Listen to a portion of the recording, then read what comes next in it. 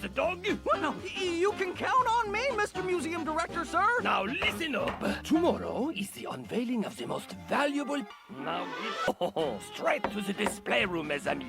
Now, protect that painting as if your life depended on it. Because if you don't, the one-way ticket back to the city park... I left 3 minutes ago!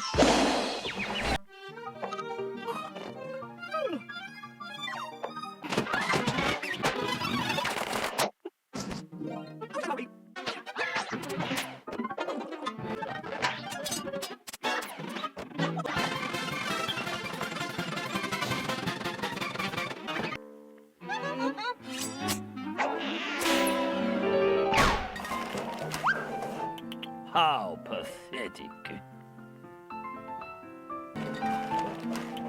Once a bum, always a bum.